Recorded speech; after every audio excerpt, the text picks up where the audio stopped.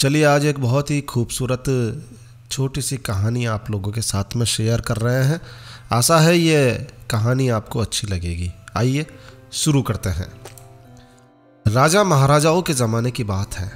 किसी गांव में एक मस्त राम नाम का युवक रहा करता था तो बहुत गरीब। उसे मुश्किल से ही भरपेट, कभी कभार तो भोजन भी नसीब नहीं होता था, मगर फिर भी वो चिंता नहीं करता था। हमेशा सदा हंसता मुस्कुराता ही रहता था।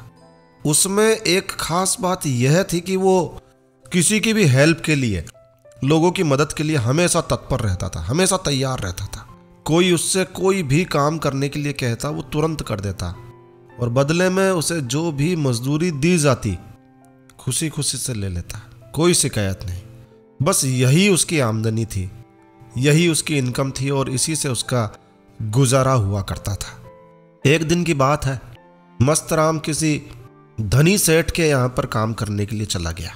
सेठ उसके काम से बहुत खुश हुआ, तो सेठ ने खुश होकर मस्तराम से पूछा, भाई मस्तराम। मस्तराम ने कहा, जी सेठ जी। तो सेठ जी ने कहा, भाई मैं तुम्हारे काम से बहुत खुश हूँ, बहुत खुश हूँ, और मैं तुम्हें कुछ इनाम देना चाहता हूँ। बोलो तुम्हें क्या इनाम चाहिए।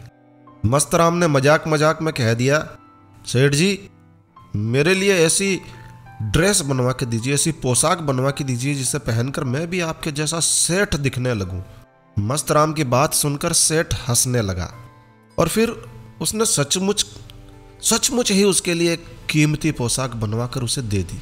उस पोशाक को पाकर, उस पोशाक को पहनकर मस्तराम बहुत खुश हुआ। घर गया, वो घर जाकर खूब अच्छे से नहाया धोया, और फिर उसने वो पोशाक पहनी और फिर लोगों को दिखाने के लिए घर से निकल पड़ा।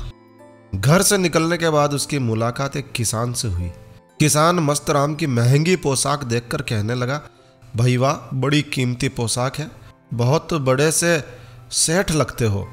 किसान की बात सुनकर मस्तराम पर मस्ती छा गई, और वो सेठों जैसा रोब दिखाते हुए बोला, अरे सेठ क्या चीज़ है मेरे सामने, मेरे पास तो वो कीमती खजाना है जो यहाँ के राजा के पास भी नहीं है।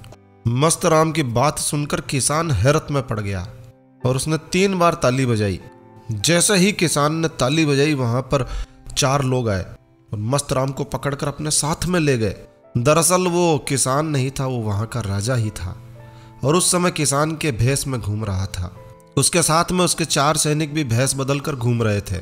सैनिक मस्तराम को दरबार में लेकर आए, और फिर राजा ने मस्तराम से सवाल किया, सुनो नौजवान, जल्दी से हमें बता दो कि तुमने खजाने को कहाँ छिपा रखा है। मस्तराम बोला, महाराज मैंने खजाने को कहीं छिपाया नहीं है।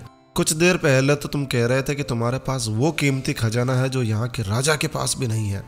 मस्तराम बोला, महाराज वो तो मैं अब भी कह रहा हूँ। तो महाराज बोले, फिर बताते क्यों नहीं, कहाँ छिपा कर रखा है, जल्दी से बता दो, अन्यथा फिर कोड़ों की मार पड़ेगी, और फिर रोते रोते बताना पड़ेगा वो खजाना कहाँ है। कोड़ों की बात सुनकर मस्तराम हंसने लगा, और ये देखकर राजा को उस पर बहुत क्रोध आया, बहुत गुस्सा आया।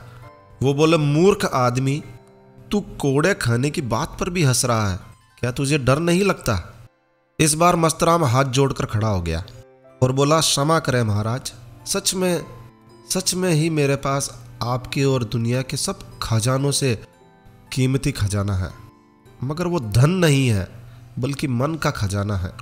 मेरे पास ऐसा मन है जिसमें मैंने मस्ती और उत्साह के 2 पात्रों में संतोष और प्रसन्नता को जमा करके रखा हुआ है, और इसी कारण मैं कभी चिंता में नहीं पड़ता हूँ, कभी टेंशन नहीं लेता हूँ, और हमेशा हर स्थिति में हंसता मुस्कुराता रहता हूँ। अब आप ही बताइए महाराज, क्या ये दुनिया में सबसे कीमती खजाना नहीं है? क्या दुनिया में इससे कीमती भी कोई खजाना हो सकता है क्या?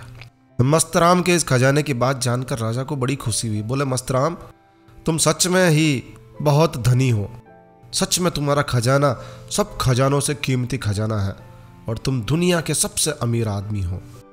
दोस्तों, ये कहानी हमें सिखाती है कि जिस भी व्यक्ति ने अपने मन में मस्ती और उत्साह के 2 पात्रों में संतोष और प्रसन्नता को जमा करके रखा है, सचमुच वही आदमी दुनिया के सबसे कीमती खजाने का मालिक है। वरना कागज के टुकड़े और सोने चांदी में बहुत ज़्यादा प्रसन्नता नहीं छुपी हुई है। ये कहानी आपको कैसी लगी? प्रतिदिन प्रेरणादायक कहानियों को प्राप्त करने के लिए, सुनने के लिए आप हमारे इस चैनल को सब्सक्राइब कर सकते हैं। तो मिलता है एक नए वीडियो में, तब तक के लिए stay healthy, stay happy. Thank you for watching my video. Thanks. जय श्री राम, जय हनुमान।